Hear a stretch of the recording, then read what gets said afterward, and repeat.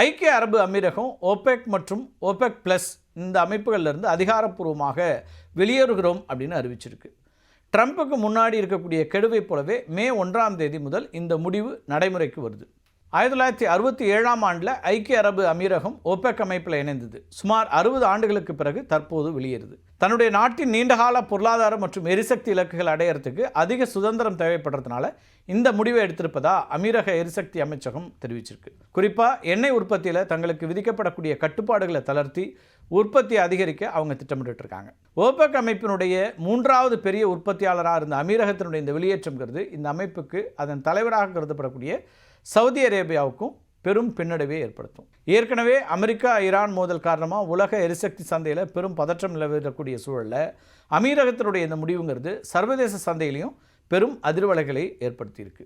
ஐக்கிய அரபு அமீரகம் ஓபெக் அமைப்பிலிருந்து வெளியேறதுனால எடுத்திருக்கக்கூடிய இந்த முடிவு இருக்கு இல்லையா, அது உலக எரிசக்தி சந்தையில் ஒரு நிலநடுக்கத்தை உண்டாக்கி இருக்கிறது அப்படின்னு தான் சொல்லணும். இது வெறும் ஒரு நாட்டினுடைய வெளியேற்றம் மட்டும் இல்லை, உலக பொருளாதாரத்துடைய அதிகார மையத்தையே மாற்றி அமைக்கக்கூடிய ஒரு நிகழ்வுன்னு பார்க்கப்படுது. கடந்த 60 ஆண்டுகளாகவே உலக எண்ணெய் உற்பத்தியை ஒரு குடையின் கீழே கட்டுப்படுத்தி வந்த ஓபெக் அமைப்புக்கு இது ஒரு பலத்த அடி அப்படின்னு பார்க்கப்படுது. ஓபெக்கினுடைய 3வது பெரிய உற்பத்தியாளர் அமீரகம் நம்ம ஏற்கனவே சொல்லிட்டோம். அவங்க வெளியேறிட்டாங்கிறதுனால சந்தையில் எண்ணெய் விலையை நிர்ணயிக்கக்கூடிய அந்த அமைப்பினுடைய சக்தி குறையும். சவுதி அரேபியா மற்றும் அமீரகம் இடையிலான நீண்டகால கொள்கை வேறுபாடுகள் இப்போது வெளிப்படையாக வந்திருக்குது. இது மற்ற நாடுகளையும் வெளியேற தூண்டுச்சு அப்படின்னா ஓபெக் அமைப்பு முழுமையாக சிதறக்கூடிய ஒரு அபாயம் ஏற்படும். ஓபெக் அமைப்பில் இருக்கிற வரைக்கும் அமீரகம் ஒரு குறிப்பிட்ட அளவு மட்டும்தான் எண்ணெய் உற்பத்தி செய்ய முடியும்.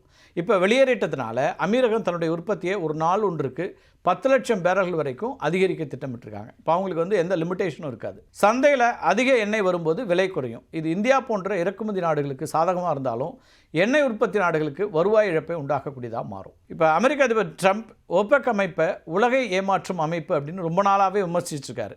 இப்போ அமீரகம் வெளியேறுவதுங்கிறது ட்ரம்ப்புக்கு ஒரு மிகப்பெரிய ராஜதந்திர வெற்றியாக பார்க்கப்படுது. அமீரகத்தில் ஏற்கனவே செயல்பட்டு வரக்கூடிய எக்ஸான் மொபில் போன்ற அமெரிக்க எண்ணெய் நிறுவனங்கள் இனி கட்டுப்பாடு இல்லாமல் அதிக அளவில் எண்ணெயை தோண்டி எடுக்க முடியும். இது அமெரிக்காவுடைய எரிசக்தி பாதுகாப்பை உறுதிப்படுத்தக்கூடியதாகவும் மாறலாம். அமீரகம் தன்னுடைய பொருளாதாரத்தை வெறும் எண்ணெயை மட்டும் நம்பி இல்லாமல் தொழில்நுட்பம் மற்றும் சுற்றுலாவுக்கு மாறணும் அப்படின்னு ஒரு முயற்சி பண்ணுது. இதுக்காக தான் அது ஓபெக் கட்டுப்பாடுகளிலிருந்து விடுபட்டு அமெரிக்கா மற்றும் ஐரோப்பிய நாடுகளோட புதிய வர்த்தக ஒப்பந்தங்களை செய்யறதுக்கு அப்படின்னு திட்டமிடுறாங்க.